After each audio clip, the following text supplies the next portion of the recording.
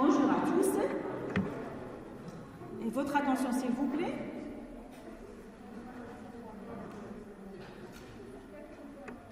Nous aborderons aujourd'hui le chapitre myologie.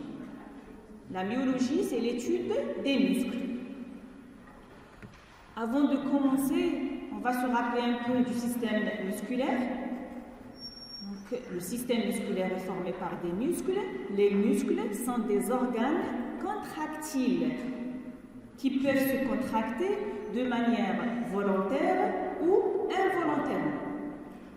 Le système musculaire possède 3 catégories de muscles. Muscles striés squelettiques, muscles lisses viscérales et muscles à catégorie spéciale, le cœur, le muscle cardiaque ou le cœur. Le cœur est un muscle à la fois strié mais involontaire. Il se contracte automatiquement, involontairement, durant toute la vie. Il joue le rôle d'une pompe pour propulser, donc pour faire circuler le sang.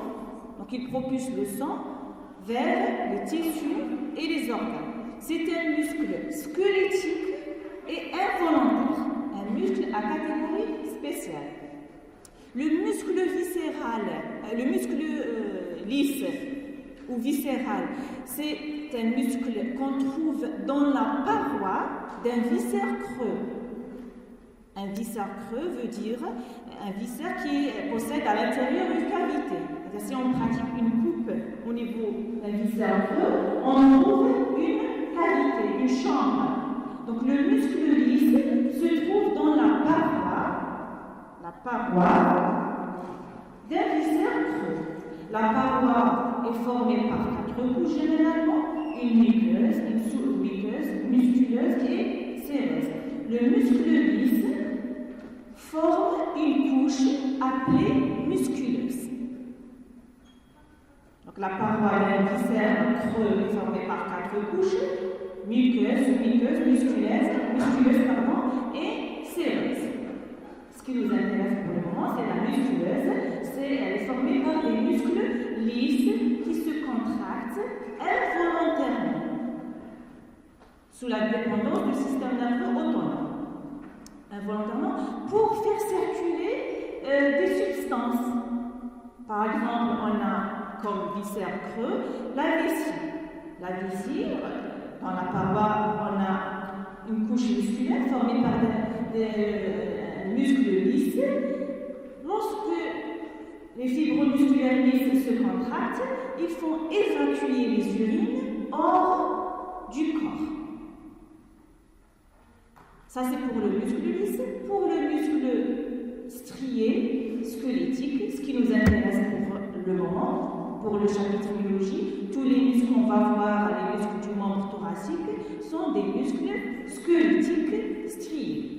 Les muscles squelettiques font bouger, permettent de faire bouger le squelette.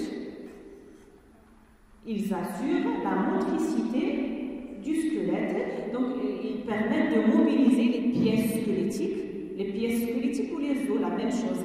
Ils permettent donc de mobiliser les pièces squelettiques les unes sur les autres par l'intermédiaire des articulations. Bien évidemment, le muscle squelettique se contracte de façon volontaire. Le muscle squelettique est formé par 2 parties. D'ailleurs, il est appelé squelettique strié par rapport à son aspect au microscope. Il est formé par des fibres musculaires contractiles, alignées, regroupées en faisceaux. Il est formé par 2 parties. Une partie charnue, le corps musculaire, et au niveau de ces extrémités, on a des fibres tendineuses. Le corps charnu est formé par des fibres musculaires contractiles, se contractent.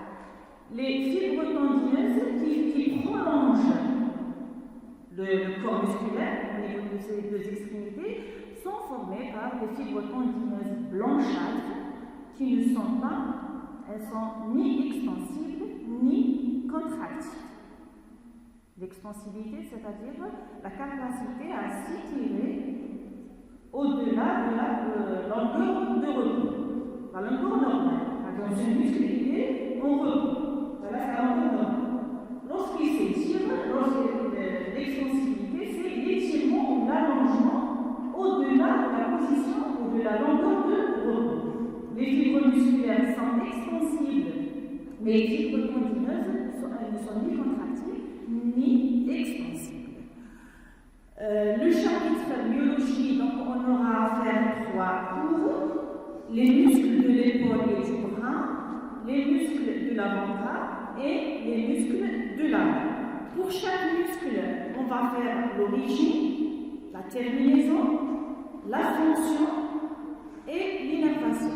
Concernant l'innervation, je vous la donne bien sûr, mais ce n'est pas la peine d'apprendre.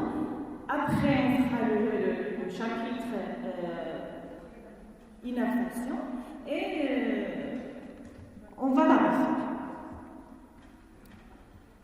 On commence par les muscles de l'épaule. L'introduction. Donc, ce sont les muscles qui entourent l'épaule, qui se trouvent au niveau de l'épaule. Ils sont moteurs de la ceinture scapulaire. Les muscles de l'épaule sont ces muscles qui entourent l'épaule. Ils sont moteurs pour l'articulation, de la ceinture scapulaire. La ceinture scapulaire, c'est la ceinture qui relie le tronc au membre thoracique, donc elle est formée par les 2 clavicules et les 2 scapules. Ils sont répartis en 4 groupes musculaires. Les muscles de l'épaule sont répartis en 4 groupes musculaires. Ils participent à la formation du creux axillaire. Le creux de l'aisselle. Donc les muscles de l'épaule participent à former le creux axillaire. C'est une région topographique formée par bien sûr un squelette osseux et une partie musculaire. Donc les muscles de l'épaule participent à former le creux axillaire. Donc le creux axillaire, c'est le creux de l'aisselle. On a dit 4 groupes. Groupe antérieur, on le voit sur une vue antérieure. Groupe postérieur, groupe latéral et groupe médian. On va détailler chaque groupe. Antérieur, postérieur, latéral et médian. On commence par le groupe antérieur. Dans le groupe antérieur, on a un plan profond et un plan superficiel. Le plan profond, c'est celui-là, recouvert par un plan superficiel. Le plan profond est formé par le muscle subclavier ou sous-clavier, et par le muscle petit pectoral. Le plan superficiel est formé par le muscle grand pectoral. Ici à droite, vous voyez le plan profond. Le plan superficiel il est sectionné, voilà, le grand pectoral, pour qu'on puisse voir ce qui est en profondeur. Le plan superficiel, donc, il est formé par le muscle grand pectoral. Donc ici, on a la même chose, sauf qu'on a coupé le grand pectoral pour qu'on puisse voir le plan profond qui est formé par le subclavier et le petit pectoral. Le plan profond, le muscle subclavier, j'ai dit pour chaque muscle, on va voir son origine et sa terminaison, sa fonction et son innervation. L'origine, c'est la première côte. Bien sûr, il s'insère par des fibres tendineuses. La terminaison au niveau de la face inférieure de la clavicule, dans la gouttière du subclavier. Parce que ça fait l'ostéologie, la clavicule, au niveau de la face inférieure, on a une gouttière. Cette gouttière répond à l'appeler gouttière subclavier par rapport au muscle subclavier qui se termine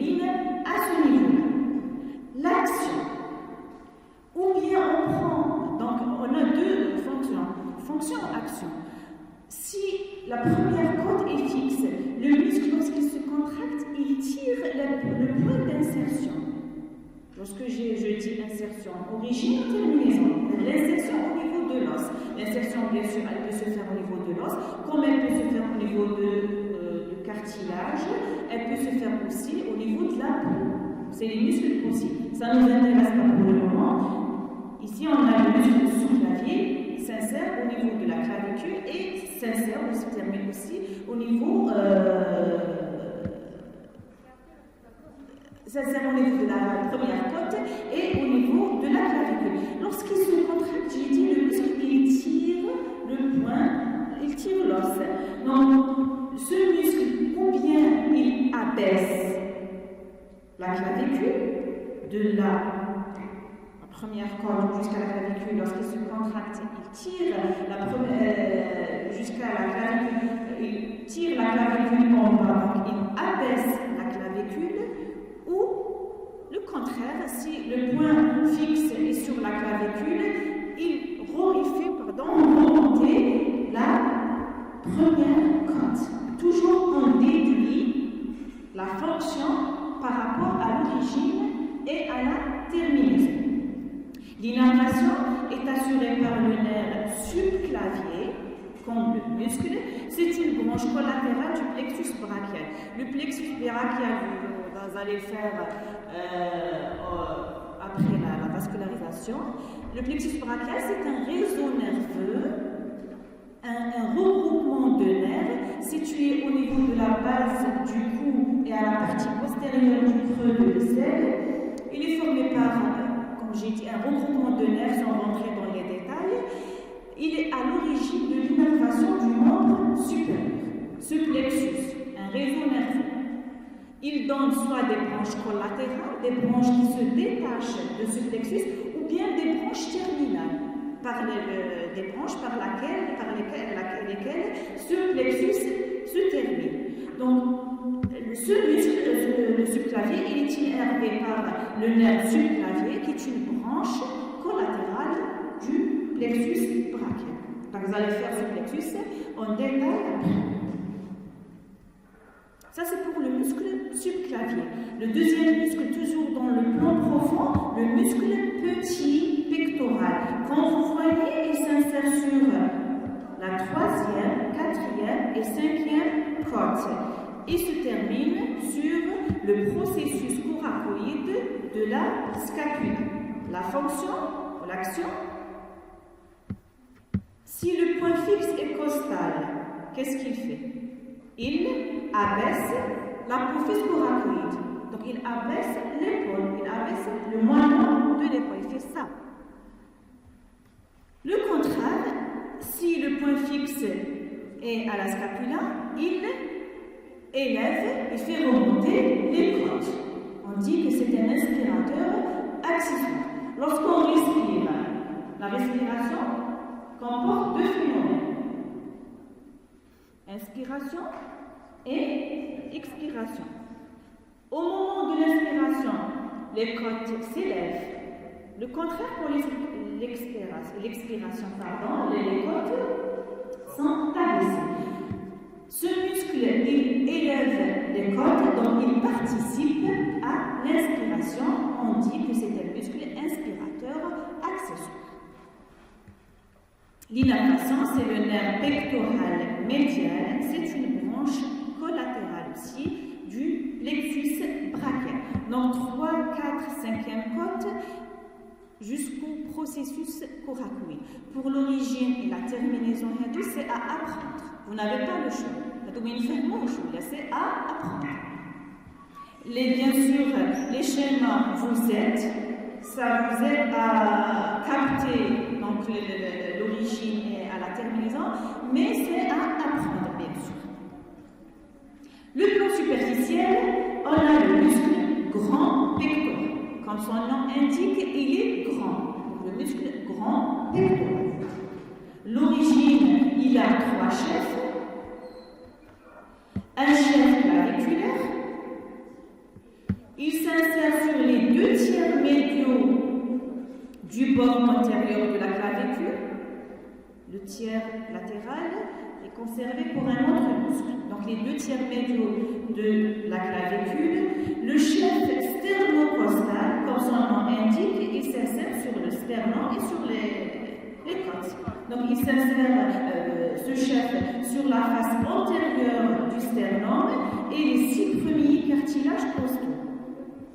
Les côtes ne sont pas en contact direct avec le sternum. Donc entre les deux, il y a des cartilages costaux. Les côtes répondent donc au sternum par l'intermédiaire des cartilages costaux. Donc ce chef s'insère sternocostal sur la face antérieure du sternum et sur les 6 premiers cartilages costaux. Le chef abdominal, c'est un muscle grand qui s'étend jusqu'à l'abdomen. Il s'insère sur la gaine du muscle droit de l'abdomen. Au niveau de l'abdomen, on a des muscles. Parmi ces muscles, les muscles droits. Ces muscles sont entourés par une gaine. Le chef abdominal du muscle grand pectoral s'insère sur la gaine, pas directement sur le muscle, sur une gaine qui entoure le muscle droit de l'abdomen.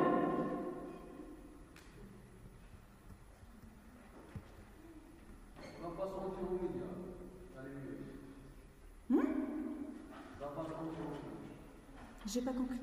La face antériomédiale non, c'est la terminaison. On a insertion, origine et terminaison. L'origine, c'est celle-ci. Clavicule, sternocostal et abdominal.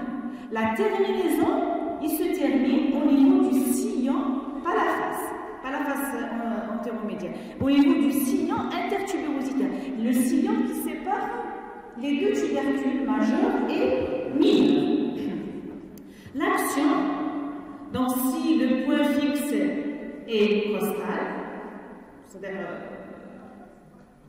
du côté des côtes, c'est un adducteur et rotateur médial du bras. Imaginez que là, lorsqu'il se contracte, il se termine ici, il fait ça.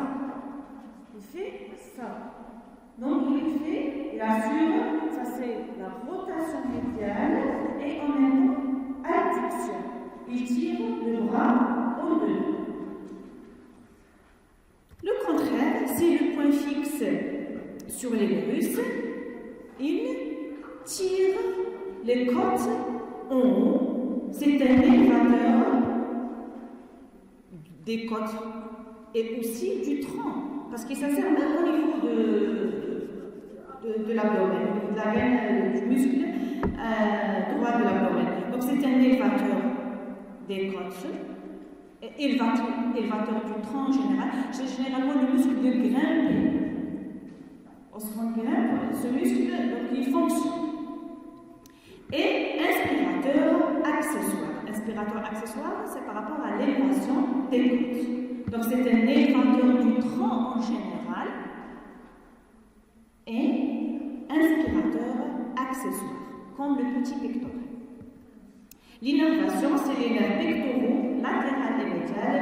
Ce sont des branches collatérales du plexus brachial. Voilà pour le plan, le groupe antérieur.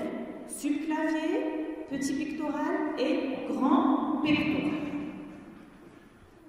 Le groupe postérieur, on a les muscles au niveau de la face antérieure de la scapula, au niveau de la fosse subscapulaire. On a le muscle subscapulaire, on ne le voit pas ici, ça c'est une vue postérieure de la scapula avec l'humérus.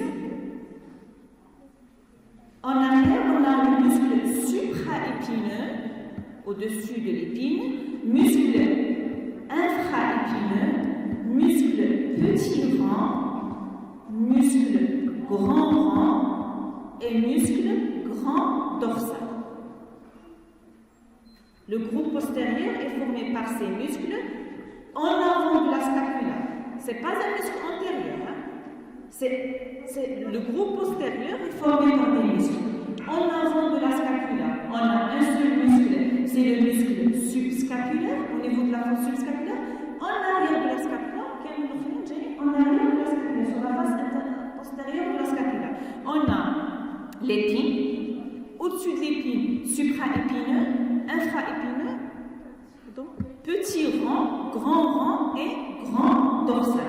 Bien sûr, ce muscle grand dorsal, il participe à former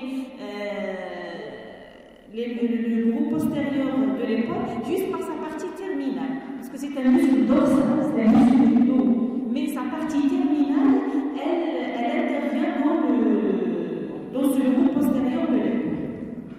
On va bien sûr détailler chaque muscle à part. Le muscle subscapulaire, voilà, ça c'est une vue antérieure de la scapula avec l'extrémité supérieure de l'humérus. Regardez, comme son nom indique, il s'insère au niveau de la fosse subscapulaire. La scapula a une face antérieure et une face postérieure. La face postérieure, toujours, fait l'épine qui la divise en deux fosses, supra et infra. La face antérieure, qui est au contact avec le thorax par l'intermédiaire de l'espace de vieillissement, bien sûr, et les muscles, donc au niveau de cette fosse, elle est appelée fosse subscapulaire. Donc le muscle subscapulaire s'insère à ce niveau. Il se termine au niveau du tubercule mi.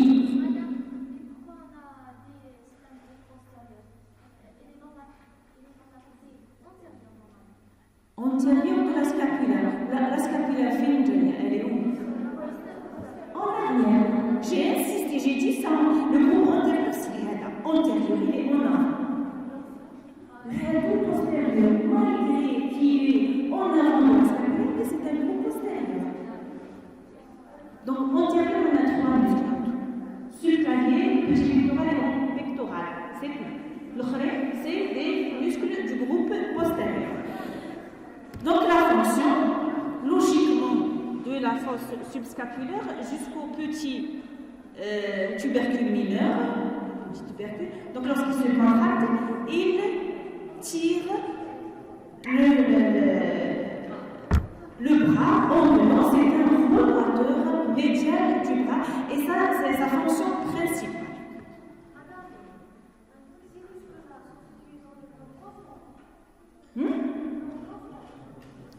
Oui, ils sont analysés, les pièces squelettiques, où les os, où les muscles s'attachent sur les os. D'ailleurs, le groupe postérieur, on n'a pas un profondeur superficielle. Je garde le même niveau. Le groupe antérieur, on a deux. Je vous montre après l'application pour voir les plans des muscles. Le groupe antérieur, on a un plan profond et superficiel. Mais le groupe postérieur, les muscles captés le même niveau. Ils ne sont pas superposés bien sûr.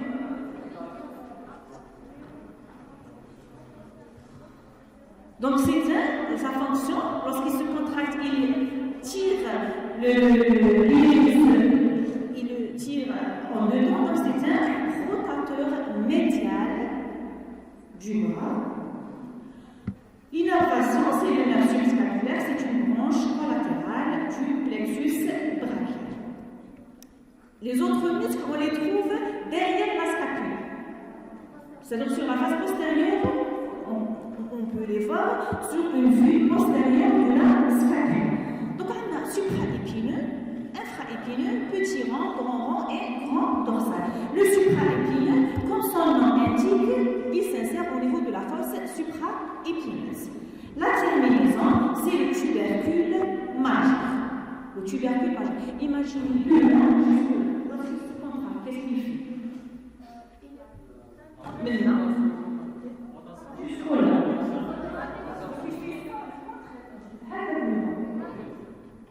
Donc c'est un abducteur et rotateur latéral.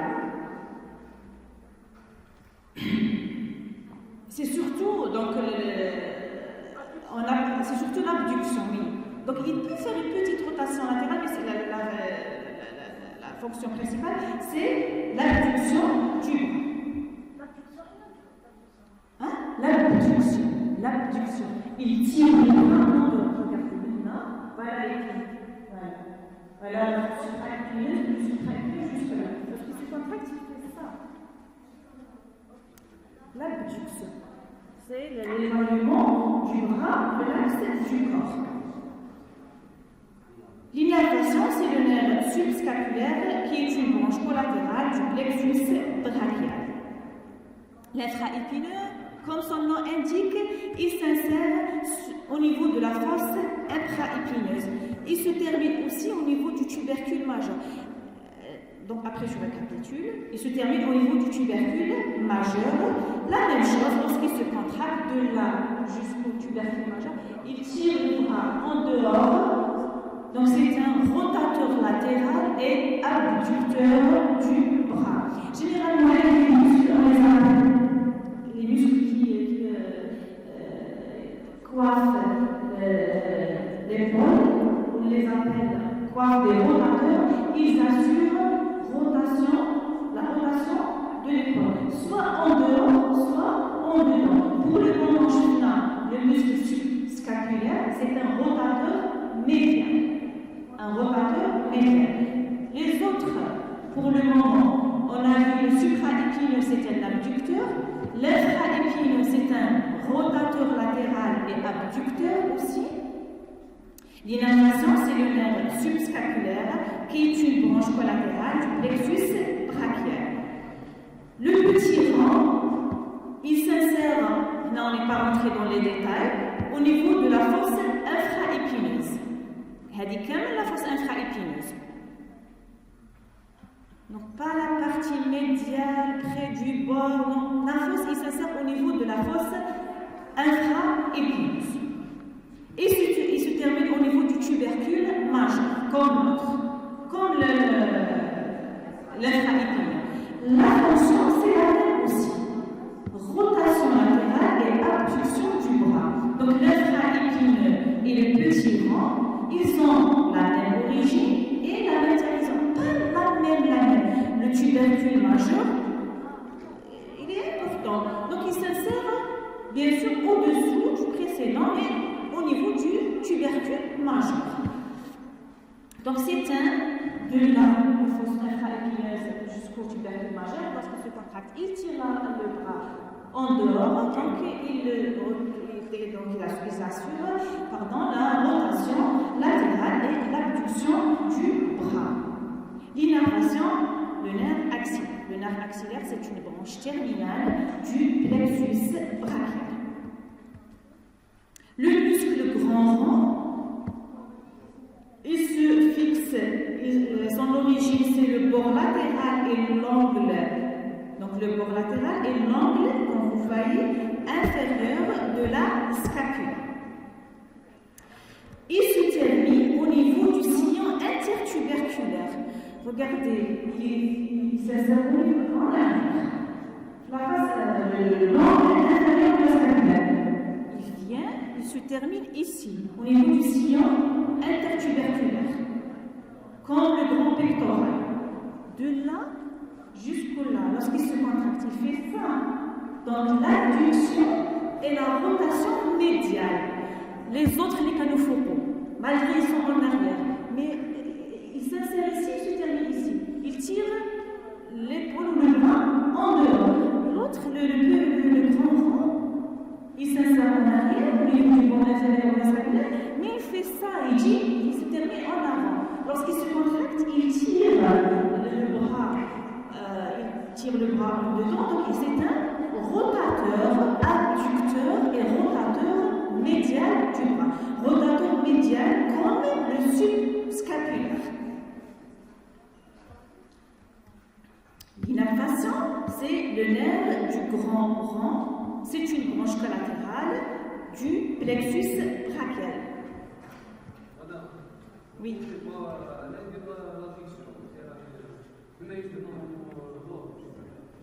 Maintenant, il fait ça. Maintenant, il fait ça. Adduction. L'adduction, ça c'est l'adduction. Et ça c'est l'abduction.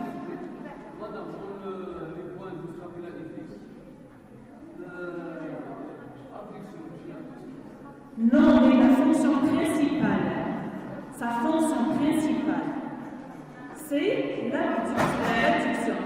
Regardez maintenant, c'est ça.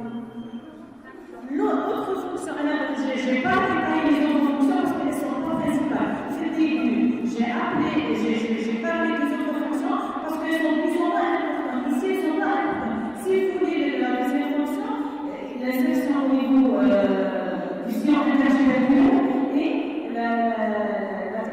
l'autre section au niveau de la scapula. Si le point fixe est du muscle, donc lorsqu'il se concentre ici, la scapula, en dehors de la scapula, pas le bras. Vous avez compris? De là jusqu'au là. C'est le point fixe et le sillon intertuberculaire. Le corps va insérer le muscle. C'est au niveau de l'ordre inférieur de la scapula. Donc, je veux la scapula, pas le bras. Donc, il ramène la scapula en dehors. Point fixe scapula, je peux dire. Non, voilà, le point il est là. Le muscle s'installe ici. Il fait ça. Il se termine ici. Lorsqu'il se concentre, il fait ça. Il sillon intertuberculaire en dehors. Donc c'est un abducteur et contracteur médial. On va récapituler après. Dans le grand rond, voilà. Le muscle grand dorsal, regardez, c'est un muscle du dos. C'est un muscle de la région dorsale. Juste sa partie terminale, mais on peut la considérer avec le groupe postérieur de l'épaule, s'il vous plaît. L'origine, on a la crête iliaque. La crête iliaque, c'est le bord supérieur de l'os iliaque. Surtout l'ostéologie du membre supérieur, l'ostéologie du membre inférieur, on a aussi les os qui forment le membre inférieur, squelette du membre inférieur. Le premier os inverse, c'est l'os iliaque, l'os dorsal. Le bord supérieur de cet os, le voilà. Là, c'est le fémur. L'os qui forme la cuisse. Le bord supérieur de l'os dorsal est appelé crête iliaque. Crête et sacrale médiane. Le sacrum, lorsqu'il réunit les deux os coxaux pour former le bassin, il a aussi une crête médiane, un bord qui est appelé crête sacrale médiane. Il s'insère aussi sur les processus épineux et ligaments interépineux de T7 à L5. Les processus épineux, c'est quoi? La colonne vertébrale, ou le rachis dorsal, est formé par 33 vertèbres. On a 7 vertèbres cervicales, 12 vertèbres lombaires ou thoraciques, T, cervicale, c'est le grand C, on a 7 vertèbres. Les vertèbres thoraciques ou dorsales, la même chose, on a 12. On a 7 vertèbres lombaires, L, 7 vertèbres sacrées qui sont tassées, formant un os qui est appelé le sacrum. Le sacrum, les vertèbres ne sont pas séparées en ondes. Les vertèbres sont tassées, elles restent, donc elles forment un seul os qui est appelé l'os, le sacrum. Et on a 3 ou 4 vertèbres coccygènes, le coccyx. Chaque vertèbre a un corps antérieur et un arc. Un corps, un arc, un trou vertébral. La superposition des trous vertébrales forme un foramen, un canal dans lequel passe la moelle épinière. Flaque, juste pour comprendre, pour vous expliquer le processus épineux, c'est quoi? L'arc est formé par des processus transverses de part et d'autre et un processus épineux. C'est ce qu'on peut appeler sur la peau. Surtout la vertèbre cervicale, la 7e vertèbre cervicale, son processus épineux, il est proépineux. En flexion, vous pouvez la palper. Est-ce que vous touchez? C'est le processus épineux. Disons, c'est le processus épineux, c'est un élément du vertèbre. La vertèbre a un corps, un foramen, un trou vertébral et un arc. L'arc fait des processus transverses qui vont transversalement de part et d'autre. Et un processus postérieur, c'est le processus épineux. Il s'allonge sous la peau, on peut la palper. C'est-à-dire ce que vous touchez du colonne vertébrale, ce n'est pas toute la vertèbre, c'est les processus épineux des vertèbres. Donc ce muscle s'insère sur les processus épineux des vertèbres, mais pas toutes les vertèbres. De T7, la 7e vertèbre thoracique, jusqu'à L7. C'est-à-dire T7, T8, T9, 10, 11, 12, puis L1, L2, L3, L4 et L5. Et bien sûr, les ligaments interépineux. Ces processus épineux sont unis, réunis par des ligaments qui sont appelés les ligaments interépineux. Donc ce muscle, le grand dorsal, il s'insère sur les processus épineux des vertèbres de T7. J'ai dit T, c'est la 7e vertèbre thoracique. Les vertèbres thoraciques sont au nombre de 12. Thoracique, on dit T ou D, grand D. Thoracique ou dorsal. T7 jusqu'à L5, c'est-à-dire T7, T8, T9, jusqu'à T12. Puis, après les vertèbres thoraciques, il dit les vertèbres lombaires. L1, L2, L3, L4, L5. Et il s'insère aussi sur la crête iliaque, qui est le bord supérieur de l'os coxal ou de l'os iliaque, et sur la crête sacrale médiane, qui se trouve au niveau de l'os sacral. Ça, c'est pour l'origine. La terminaison, c'est le tubercule mineur. Le tubercule mineur, lorsqu'il se contracte, donc de là, il vient aussi vers le tubercule mineur, comme le grand, c'est un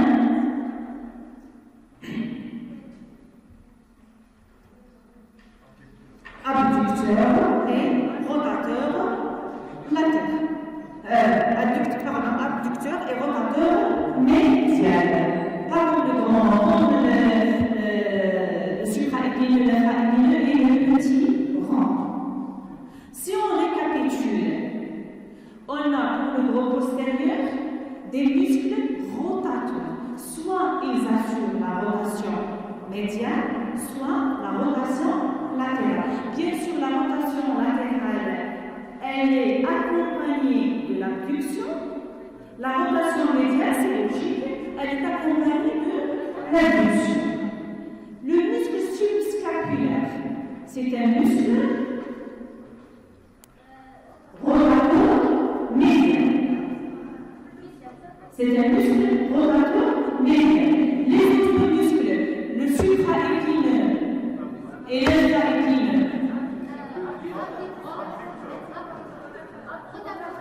Le supraépineux, c'est un abducteur. Il fait aussi une petite rotation latérale. L'infraépineux et les petits rangs sont des rotateurs latéraux. Le grand rang, comme le subscapulaire, c'est un rotateur médian. Généralement, la rotation médiane, elle est accompagnée d'une adduction. Rotation médiane, automatiquement, l'épaule tombe devant, en même temps, une adduction. Mais la fonction principale du groupe postérieur, c'est des rotateurs. On les appelle quoi? Des rotateurs. Donc, le muscle subscapulaire avec le grand rang et le grand dorsal sont des rotateurs médiaux. Les autres, le supraépineux, l'infraépineux, le petit grand, parce que regardez, vous avez le tubercule majeur.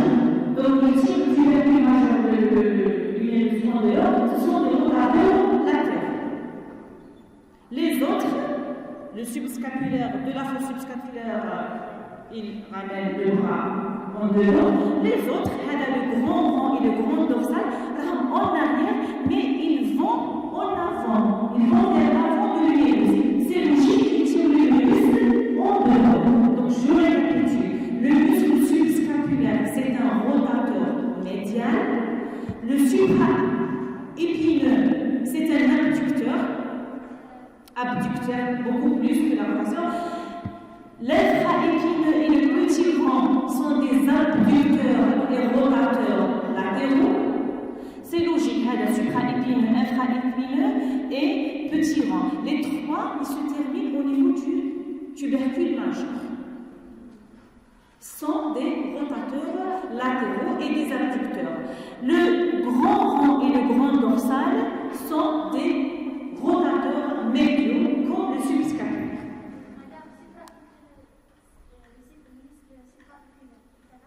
C'est un abducteur.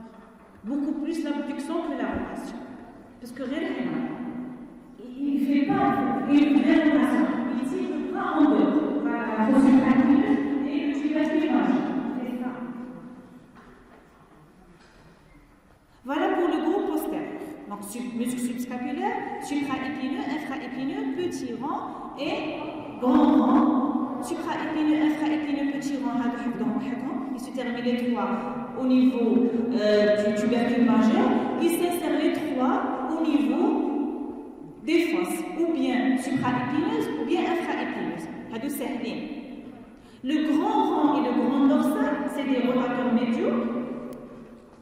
Ils s'insèrent dans le grand rond comme les autres au niveau de la fosse infraépineuse. La partie inférieure de la fosse infraépineuse, l'angle de la scapula et le bord latéral. Le grand dorsal, son insertion est large. Donc on a tous. C'est des rotateurs médiaux comme le subscapulaire qui est en avant. Donc les rotateurs médiaux, on a en avant le subscapulaire, pas le groupe antérieur, en avant de la scapula. Alors on a toujours le groupe postérieur.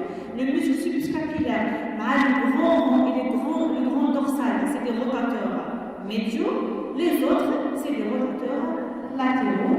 J'insiste ici que le supraépineux, c'est un abducteur. Le supraépineux. Si vous remarquez, l'abduction et rotation latérale, adduction et rotation médiane. Sauf pour le muscle subscapulaire, on a parlé juste de la rotation, c'est un rotateur médial. Le supraépineux, c'est un abducteur. Les autres, qui la rotation latérale, elle est accompagnée d'une abduction, qui la rotation médiane, elle est accompagnée d'une adduction. Donc le subscapulaire, rotateur médial, le supraépineux, abducteur, l'infraépineux et le petit rond, abducteur et rotateur latéraux, le grand rond et le grand dorsal, adducteur et rotateur médial. Ici, l'innervation est assurée par le nerf thoraco-dorsal, c'est une branche collatérale du plexus brachial. Ça, c'est pour le groupe postérieur. Le groupe latéral fait un seul muscle, le groupe médial aussi, il comporte un seul muscle. Le groupe, au niveau du groupe latéral, on a le muscle deltoïde, c'est le muscle principal de l'abduction. Le muscle principal de l'abduction. Donc l'origine, on a trois chefs, claviculaire, logiquement, les deux tiers médiaux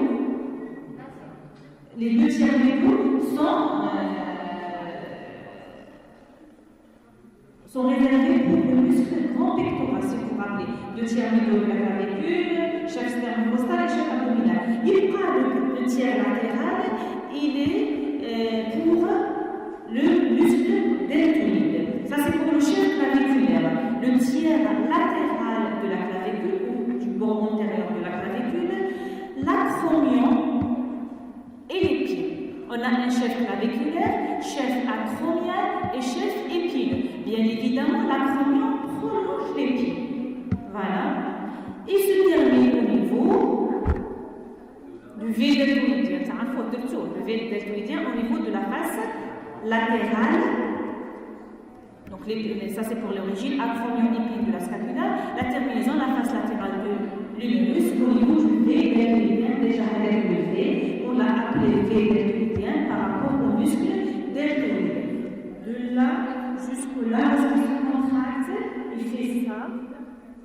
Donc c'est un muscle abducteur du bras, comme le supraépineux. Abducteur du bras et accessoirement antépulseur et rétropulseur. Donc sa fonction principale, c'est l'abduction du bras, sur le bras au dehors, et aussi il assure l'antépulsion et la rétropulsion.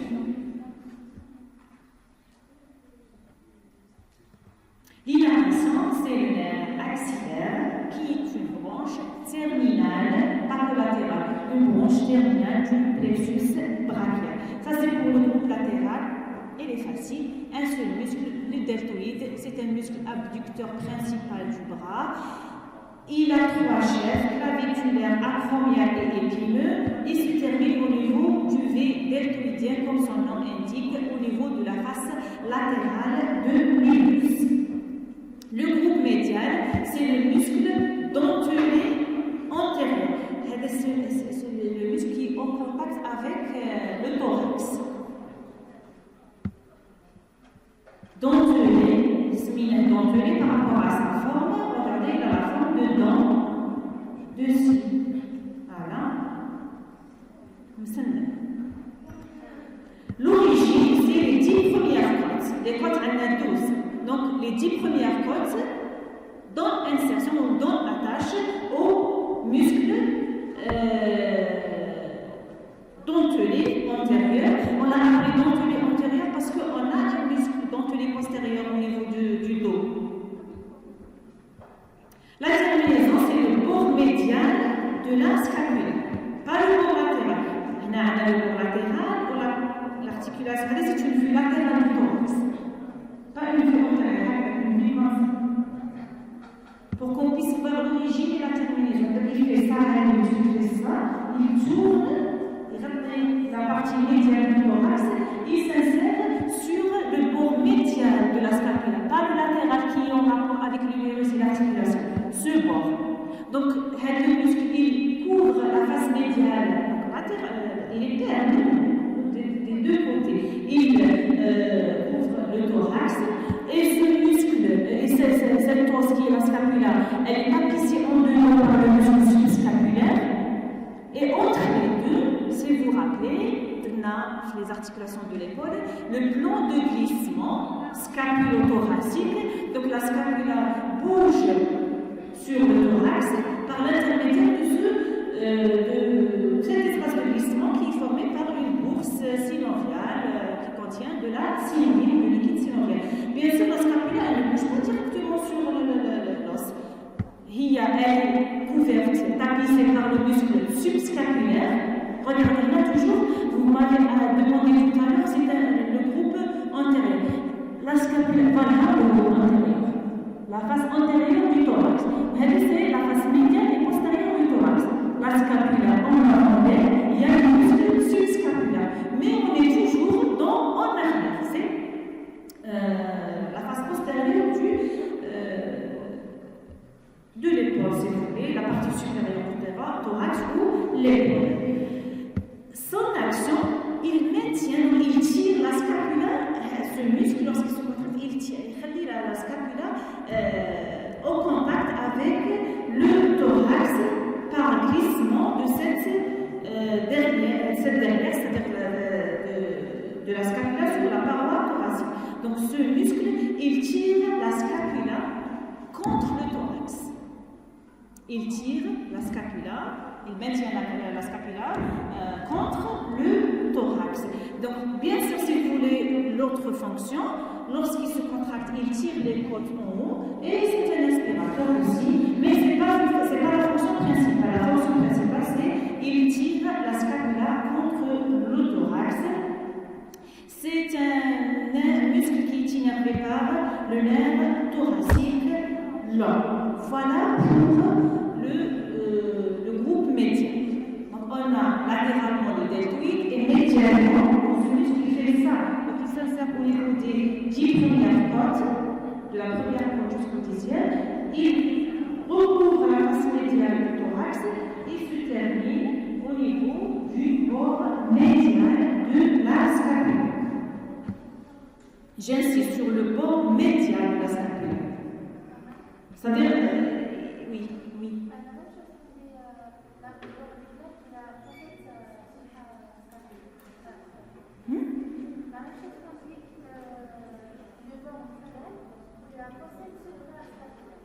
De la fosse subscapulaire.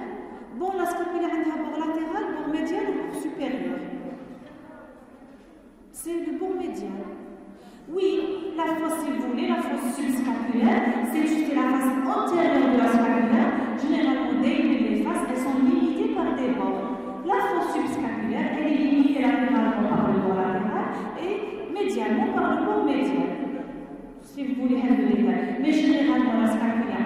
deux faces. Face antérieure, c'est la fosse subscapulaire. Face postérieure, divisée par la ligne en deux fosses, supraépineuse et infraépineuse. عندها des bords, bord supérieur, bord médial et bord latéral. Voilà pour les muscles de l'épaule. Donc, pour le groupe antérieur, ils sont faciles. Subscapulaire, petit pectoral, grand pectoral. Le groupe latéral, un seul muscle deltoïde. Le groupe médial, un seul muscle dentelé antérieur. Le groupe postérieur, fait les muscles. Mais si vous vous concentrez, c'est facile. Oui.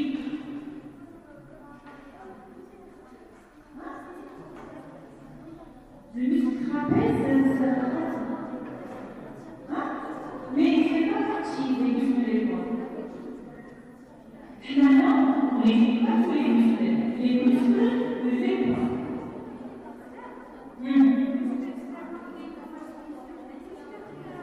Non. Le groupe postérieur, les autres, d'autres muscles à le groupe postérieur. Généralement, c'est des muscles du cou, et des muscles du dos, mais il y a toujours à le groupe postérieur. Mais des muscles qui appartiennent au groupe postérieur, on les muscles. Le supraépineux, l'infraépineux, le petit rond, le grand rond. Le grand dorsal n'est pas tout le grand dorsal. J'ai dit au début, la partie terminale du grand dorsal. Parce que je vais regarder après la prochaine, lorsqu'on sera à abdominal qui dit le dos, on va faire aussi le grand dorsal. Le grand dorsal, c'est les muscles du dos. Il y a du dos. Mais sa partie terminale, elle appartient au groupe postérieur de l'aile. On passe au groupe du bras, oui.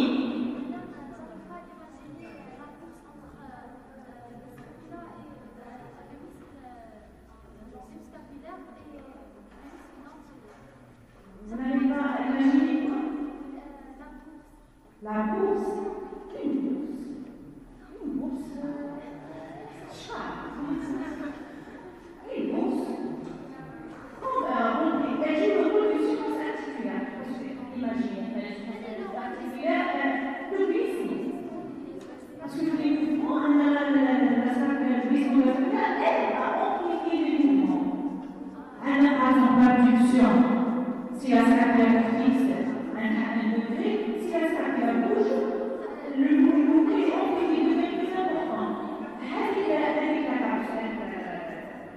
si on a c'est une bourse, comme son nom l'indique. Le contraire, elle assure le glissement. Elle joue le rôle d'une articulation, c'est une pseudo-articulation. Des articulations entre elles, l'articulation de scapulaire, les choses articulaires sont en côté de cartilage, les zéros, même les glissements. Ici, c'est pas une vraie articulation, c'est une pseudo-articulation. Chut, une articulation.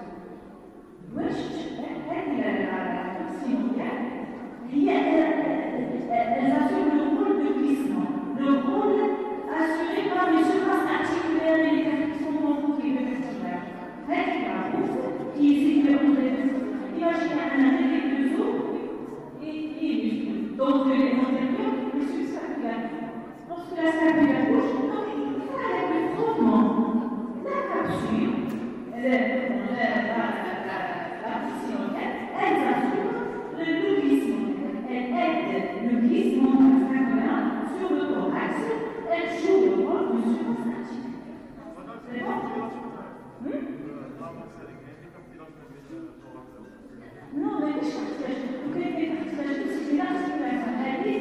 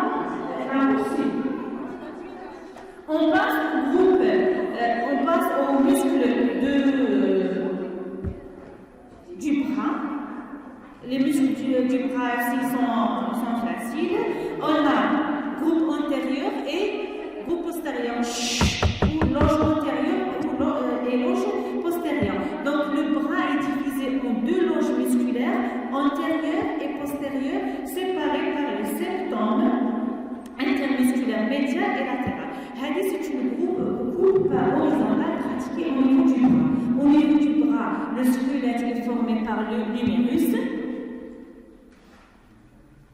L'humérus fait un bord médial, un bord latéral et un bord antérieur. Donc face médiale, face latérale et face postérieure. Le bord antérieur en avant, donc la face postérieure elle est intacte. On a une face postérieure. On a un bord antérieur, donc automatiquement une face postérieure.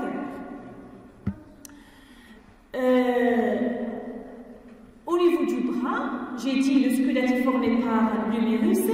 On a une loge musculaire antérieure et une loge musculaire postérieure. Bien sûr, ces deux loges sont séparées par des septons. Ils sont entourés par une aponévrose ou un fascia. Généralement, les muscles, ils sont entourés par une couche, une enveloppe, c'est le fascia. Les deux loges du bras sont séparées par des septons, c'est des cloisons, des membranes fibreuses qui s'insèrent sur les bords latéraux et médiaux, bord latéral et médial de l'humérus, et ils répondent ici au fascia ou à l'aponévrose qui recouvre les groupes musculaires. Donc ces loges sont entourées par le fascia brachial. Ça c'est le fascia brachial. Et ça c'est les septons intermusculaires. On a septum médial et septum latéral. C'est médial parce qu'il s'insère au niveau du bord médial de l'humérus. Septum ou le contraire latéral qui s'insère sur le bord latéral de l'humérus. Ces septums séparent deux loges antérieures et postérieures. C'est une aponévrose, c'est une membrane fibreuse, une couche, une enveloppe qui entoure les muscles. Qui entoure la loge du bras, fascia brachiale. On a une loge antérieure, ici il y a un plan profond et un plan superficiel. Au niveau du plan profond, on a le muscle coracobrachial et le muscle brachial antérieur.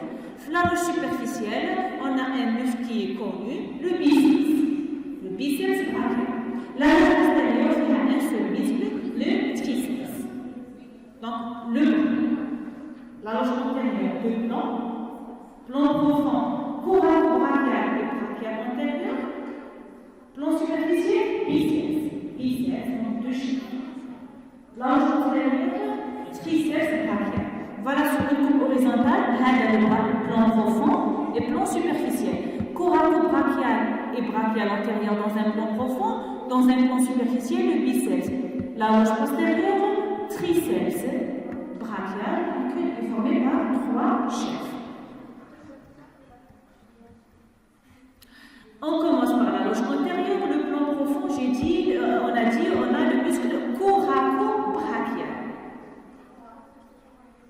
L'origine et la terminaison, on les trouve dans l'appellation, dans le nom du muscle. Coraco, et s'insère au niveau de l'apophyse coracoïde. Comme quel muscle? De nerf tout à l'heure. Et se termine au niveau de la face brachiale, c'est par rapport à l'humérus, le bras, il se termine au niveau de la face médiale de l'humérus. Logiquement, c'est un apophyse coracoïde de la scapula, les faces médiales, il tire le bras comme ça. Donc c'est un adducteur et en même temps il fait ça. La bouche coracoïde jusqu'à la face médiale de l'humérus, lorsqu'il se contracte, tire comme ça le bras, donc c'est un adducteur antipulsaire, du bras et on antipulse. L'innervation, c'est le nerf musculo-cutané, c'est une branche terminale du plexus brachial. Toujours dans la loge antérieure, le plan profond, le muscle brachial antérieur, il s'insère au niveau de la moitié inférieure des faces médiale et latérale de l'humérus. L'avant de l'humérus, c'est une face latérale et médiale, la moitié inférieure des faces médiales et latérales et se termine au niveau de la tuberosité ulnaire du processus coronoïde de l'ulna. Vous vous rappelez de l'extrémité supérieure de l'ulna, on a l'apophyse coronoïde et l'olecrâne. Au niveau de l'apophyse coronoïde, il possède plusieurs faces. Si vous vous rappelez, on a dit la face antérieure du processus coronoïde. C'est généralement les éléments اللي قريتهم في l'ostéologie عاونوكم ضروري تكونوا عاقلين عليهم. Le processus coronoïde, la tuberosité ulnaire du processus coronoïde au niveau de sa face antérieure, elle se trouve à ce niveau-là, se termine le muscle brachial antérieur. De là jusque-là, lorsqu'il se contracte, qu'est-ce qu'il fait? Il assure la flexion du coude. La flexion du coude. Grâce à la flux, que nous avons le bras. C'est la flexion du bras qui est fonctionnée. Mais ici, c'est le coude. Ou bien on dit la flexion du coude ou la flexion de l'avant-bras. L'avant-bras sur le coude. Fléchisseur de l'avant-bras ou fléchisseur du coude. Parce que je connais il se fléchit. C'est l'avant-bras. L'avant-bras. Ça, c'est la flexion de l'avant-bras. La flexion du bras, c'est ça, c'est contribution. L'innervation, c'est les nerfs musculo-cutanés comme le précédent. Le biceps brachial, dans un plan superficiel, biceps, donc de chef, un chef blanc, c'est le tubercule supraglenoïdal. On a parlé de ça déjà, l'articulation. Le chef, il traverse l'articulation, puis il passe au niveau du sillon intertuberositaire. Donc il s'insère au niveau du tubercule supraglenoïdal. La cavité glénoïde, on a deux tubercules. Un tubercule supraglenoïdal et un tubercule infraglénoïdal. Le supraglenoïdal, il donne insertion au chef long du biceps. L'infraglénoïdal, il donne insertion au chef long du triceps. Le chef court, c'est le processus coracoïde qui met le coracobrachial. La terminaison, c'est la tuberosité radiale. Au niveau du radius, la même chose lorsqu'il se contracte de là, donc il assure la flexion de l'avant-bras. Il assure aussi la supination de l'avant-bras. La supination, le mouvement de supination vers la position 0 anatomie de supination, la pompe de la main regarde dedans et le pouce tombe. Ça, c'est la supination. Pronation, ça c'est la pronation et ça c'est la supination. Ce que le biceps, ses origines au niveau processus coracoïde et au niveau du tubercule supraglenoïdal, va vers la tuberosité radiale. Lorsqu'il se contracte logiquement, il assure la flexion et en même temps une supination de l'avant. Généralement, le groupe antérieur du bras sont des fléchisseurs. Le groupe postérieur, c'est un muscle extenseur.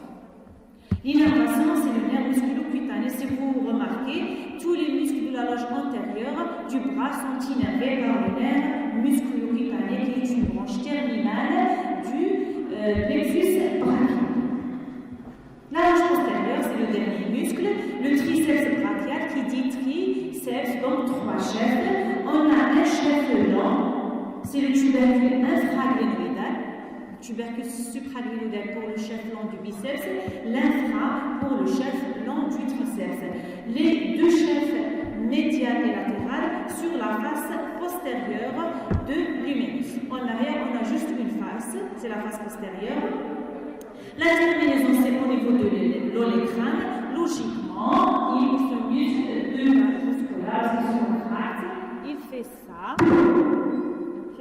De là jusque-là, il fait ça, c'est l'extension du coude. L'extension du coude ou l'extension du bras, de l'avant-bras sur le bras, ou l'extension de l'avant-bras, c'est la même chose. Ce muscle est innervé par le nerf radial. Si on récapitule les muscles du bras, on a en avant le coracobrachial et le brachial antérieur. et le biceps. Le coracobrachial, c'est un adducteur du bras. On a toujours le bras parce que le geste sur le coude. La face antérieure, la face médiane, il se termine au niveau de la face médiane de l'humérus. Donc c'est un adducteur du bras et on dit biceps. Les autres, le brachial antérieur et le biceps brachial sont des fléchisseurs du coude ou fléchisseurs de l'avant-bras. En arrière, le triceps, c'est un extenseur. Je vous montre rapidement sur cette application la superposition des muscles.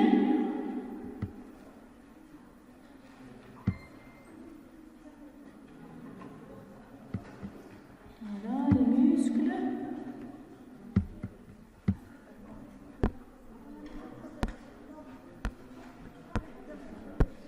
Voilà pour l'épaule. On a un plan superficiel, le grand pectoral. Donc on cache ce muscle dans un plan profond. On a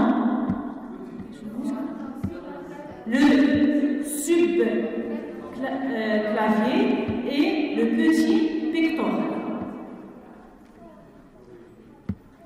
Sont couverts par ce muscle qui est le grand pectoral.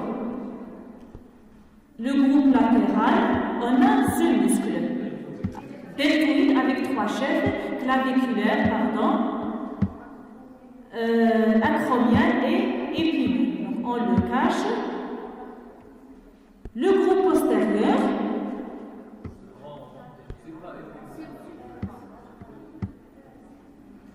ça c'est le trapèze. Anna, pour moi, il n'est pas considéré dans le groupe postérieur. C'est un muscle généralement du cou et du dos. On le cache. Regardez, la face, le groupe postérieur. Voilà, la scapula, la face postérieure de la scapula. Au-dessus de l'épine, on a le muscle supraépineux qui est abducteur. Le muscle infraépineux et petit rond, ce sont des abducteurs et rotateurs latéraux, le grand rond et le grand dorsal. Regardez le grand dorsal, ses insertions, on est gauche. Non, toujours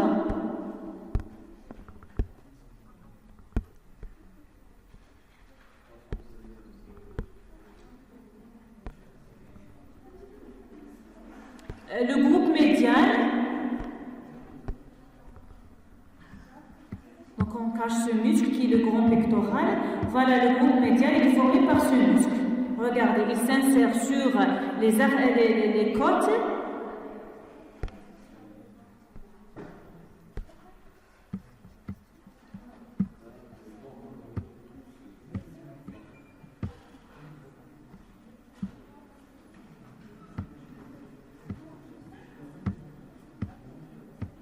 Voilà le muscle dentelé antérieur en avant. Il tourne, recouvre la face médiane du thorax et se termine, regardez, au niveau de la face du bord médial, mais bien sûr en avant. Juste derrière lui, qui est le muscle subscapulaire. Le muscle subscapulaire, c'est le muscle du groupe postérieur qui est situé en avant de la scapula. Voilà sa situation. Voilà le subscapulaire et voilà ils sont en contact l'un avec l'autre, mais bien sûr par l'intermédiaire de la bourse synoviale.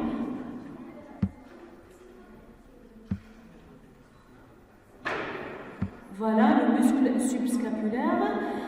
Au niveau, donc on a vu le groupe postérieur, le groupe médial, le groupe latéral, le deltoïde, et le groupe antérieur, subclavier, petit pectoral et le grand pectoral.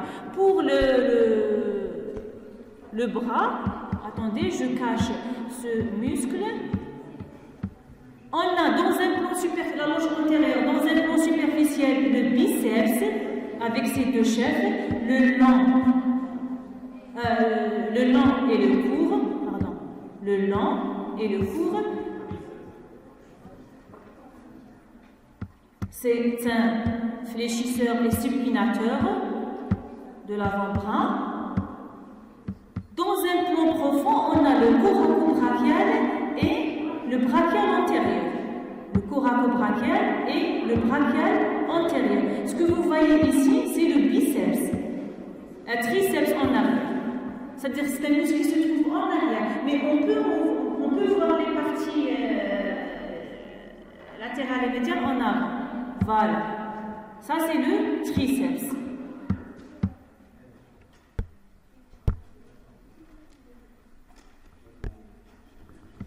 Voilà, le triceps qui se termine au niveau de l'olectre. Voilà pour le cours d'aujourd'hui. Est-ce que vous avez des questions? Je vous remercie.